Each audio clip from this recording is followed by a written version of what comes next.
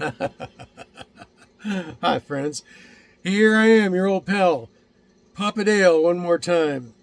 We are pursuing our topical study of Christ versus culture, the intersection of Christ and how a lot of the things that he stands for, culture does not, and vice versa. It's based on 1 John 2:15, which says that Um, love not the world. If any man love the world, the love of the Father is not in him. And where world could also be culture. And so that's the biblical basis for this study.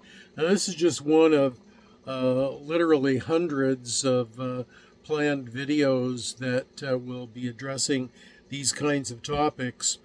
And the purpose is twofold. One, to help educate and edify the Church of Jesus Christ, and two, to provide a body of content that the Holy Spirit can point to, particularly after the rapture of the church and the true believers are gone to be with Jesus in heaven, and the folks that are left behind are scratching their heads and wondering what this Bible thing means. So, who am I? I'm Papa Dale. I'm a retired pastor, teacher, theologian, chaplain, evangelist. I've done most everything that can be done in my 50 years of Christian service. So, that's who I am. If you want to know more than that, there's a video that I made that talks about my educational background and my church service history and so forth. That's called Intro to Papa Dale, or Papa Dale Intro, maybe. That's video number 0 in any of the Bible playlists on my YouTube channel. So, and you should want to know something about me or anybody that purports to teach us something about the Bible, because Scripture says that in the end times there are going to be a lot of false teachers that spring up. So, you want to check out anything that I teach, check it out with the Bible, and make sure that it's true. Make sure that the Holy Spirit confirms it with the Word of God. So, this Bible study is about the question that many people ask, well, who created God? If there is a God, who created him? So let's talk about that. Sometimes atheists, or sometimes just regular inquisitive people, will ask, who created God? Philosophically, the question belies a lack of understanding of the difference between the physical and the metaphysical realities. Physicality cannot exist eternally. The second law of thermodynamics explains that everything physical is moving from a state of relative order to a state of relative disorder.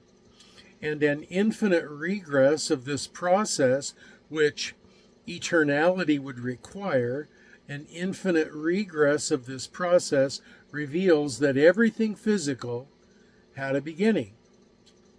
This means that at some point in this regress, nothing existed. Now, since it's logically impossible for nothing, absolute nothing, to create something, the cause of the beginning of all things physical cannot in itself be physical. Now, hear me on this, because atheists and naturalistic scientists will want to fudge on this idea of nothing. They say that the universe came from nothing, but then they say, oh, but there was an energy vortex that coalesced into a really tiny point. Well, that's something. And if there was an energy vortex that coalesced into a tiny point, where did that happen? Well, their answer is in space. Well, space is something.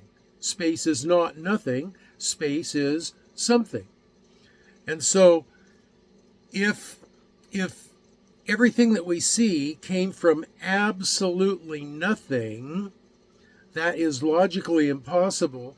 And the only way that it is possible, according to the scientists and the atheists, is if they redefine the idea of nothing as something. it's energy, or it's an infinitely dense point of some kind, and that can't happen in the world of physics, which is ruled by the law of thermodynamics. That cannot happen. Order cannot come from disorder. Order is always going the other direction into disorder. So, since it is logically impossible for nothing to create something, the cause of the beginning of all things physical cannot itself be physical.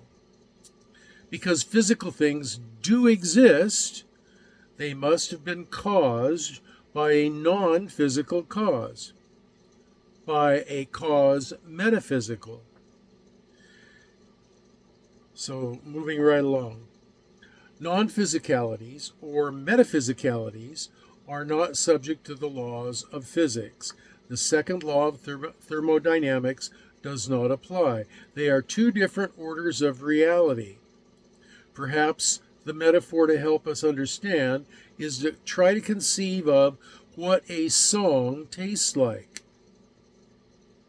Or what does a color smell like? Those concepts simply do not connect. And that's the same thing with physicality and metaphysicality. They do not connect in that way. Mind is the quintessential foundation of all things metaphysical.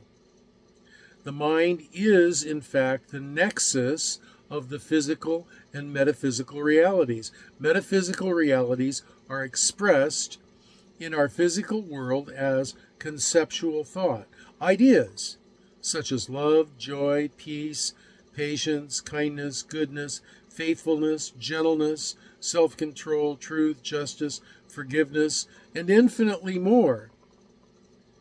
Would anyone say that those things don't exist? Does love not exist? Does joy not exist simply because it's not physical? No, they do exist. It's just that they're not physical. The nexus of brain and mind produce the connection between the physical and the metaphysical, and that's what delivers consciousness. Now, these ideas have no beginning or end. They are eternal. And Plato talked about this. This was 400 BC. Plato talked about the idea of accident and what's the corresponding word? Accident and can't remember right now. But form and function is the way that philosophers have developed the idea. You've got form, you've got the idea, and the typical example they use is a chair. You can have an idea in your mind about what a chair looks like, and then you create the reality of that chair in the physical world. The form of the chair was in your mind, and it was real. It just was not physical. So again, these ideas have no beginning or end. They are eternal. And they are not subject to degradation as physical things are. They also cannot exist without a mind that possesses them. That's an interesting idea. It is that mind that must therefore be eternal. That eternal mind is what we call God. That eternal mind is a person who revealed himself to Moses on the Mount of Sinai in Exodus chapter 3 as Yahweh, the self-existent, eternal mind. Yahweh, I am that I am. That's what he said about himself. I am that I am. The self-existent one, needing nothing. And that is the mind, the eternal mind, that possesses these eternal forms like love, joy, peace, and the rest. And so these ideas are real, they just are not expressed physically until God created the physical world, and then these ideas began to be expressed in a physical world. So, those are my thoughts on this subject, my friends. And if you have comments, questions, or prayer requests, you can leave them down below in the comments section on this video, or there's a link at the end of the video for my Facebook page. You can leave them there. There's also a link for the lesson notes that we just went through, and you can look them up and take your time and think about those. And I don't know what the next video is going to be. I'm led by the Holy Spirit to produce these, and so we'll find out what he leads us to next time. But in the meantime, this is your old pal Papa Dale signing off for now and saying, I'm praying for you that you will be well and be blessed.